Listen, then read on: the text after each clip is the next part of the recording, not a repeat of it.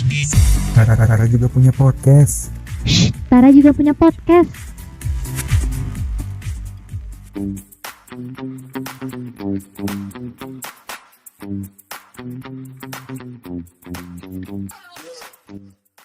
The most interactive show on Tara.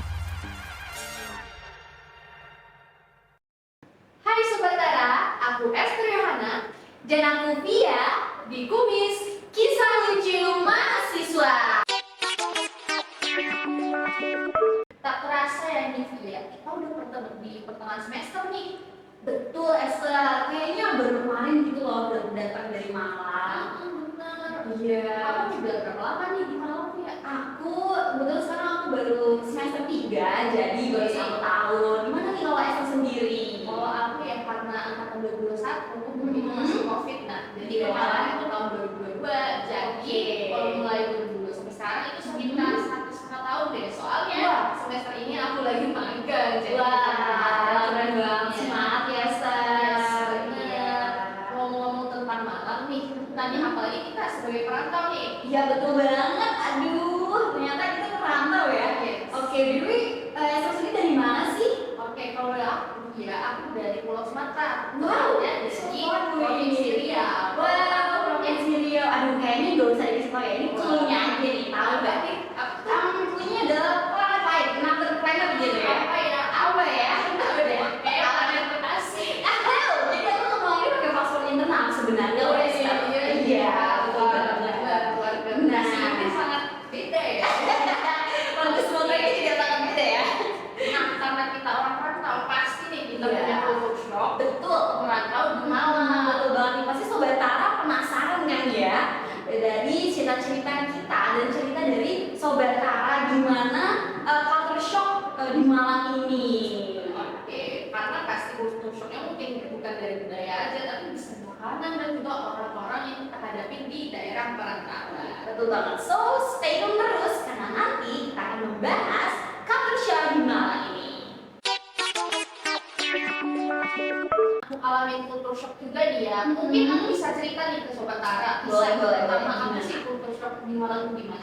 Jadi pas pertama kali aku ke Malang, tentu aku bareng sama mama aku dong ya. Jadi pas mau beli perlengkapan untuk kosan, aku tuh tanya ke karyawannya itu, Mbak saya mau beli bros nih Mbak. Terus Mbaknya bingung, bros apaan gitu ya. Terus ini loh Mbak bros, pas bilang bros, brosnya gini tuh. Bros, kamu nggak tahu emang di Malang bilangnya apa? Iya. Sampai Mbaknya bingung, apaan bros, manggil temennya gitu. Apaan ya? Oh ternyata singkat, sampai temennya bilang gitu. Terus aku sama mama aku tuh ketawa dong. Oh ternyata di sini dibilangnya singkat ya Mbak. Iya. Wah ternyata perbedaan ini ya bahasa bendanya ya selain itu nih Via. Kayak bilang stapler. Nah kalau di daerahku itu dibilangnya hektar. Jadi kayak mau minjem nih sama temen, ada hektar nggak?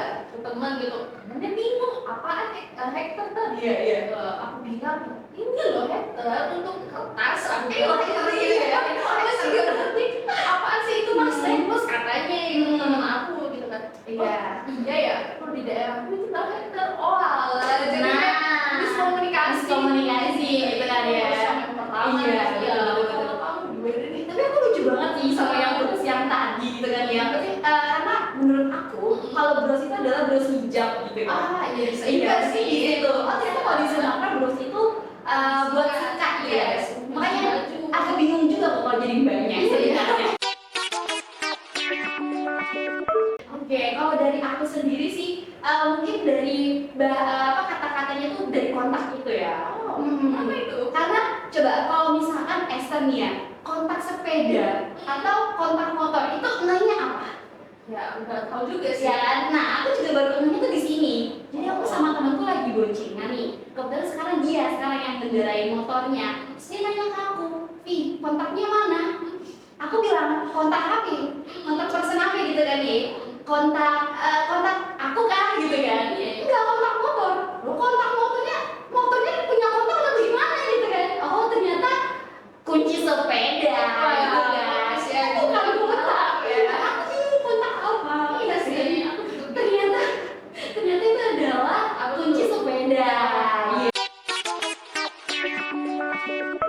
tadi kan udah nih cerita tentang kisah kita masing-masing nih ya, Via. Iya. Dan kultur kita dan kultur kamu juga. Betul. Sekarang kita pengen tahu nih dari cerita Sobat Tara Nah. yang telah submit ceritanya kita nih. Oke. Jadi yang pertama ada yang bilang kalau si Sobat Tara ini dia butuh shock dengan makanannya di Malang ya. Gimana tuh? Nasi gorengnya nih. Menarik. Oke, gimana? Nasi gorengnya. Jadi di daerah asal kota dari Sobat Tara ini itu warnanya coklat atau krem. Iya. Nah, pas ke Malang dia kaget loh pas beli nasi goreng kok yang muncul warna merah. Iya, betul ya. Aku juga relate sih karena daerah aku juga gitu dia. Betul banget. Esther, aku juga relate banget sama cerita Sobat Tara satu ini karena dari daerah aku juga sama. Kalau nggak coklat malah putih, putih iya, doang. bener. Iya. Jadi kalau misalkan order nasi goreng itu nggak pakai saus ya Mbak, tapi pakai kecap nggak? Oh. Pakai Mbak, pakai kecap gitu kan ya.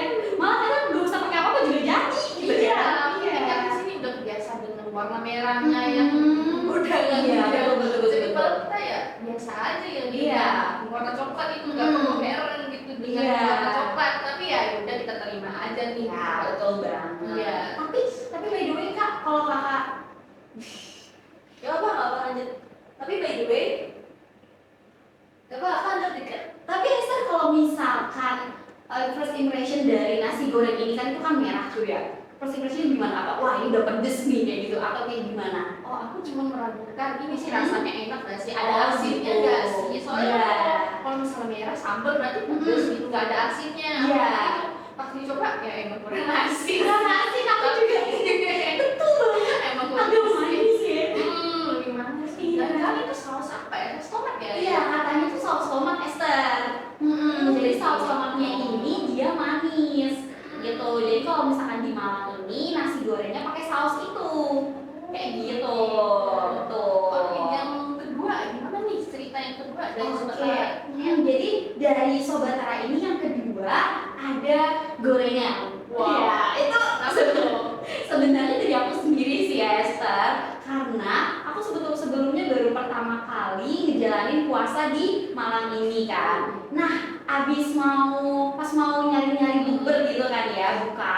Nah, aku cari keluar tuh, aku nyari gorengan.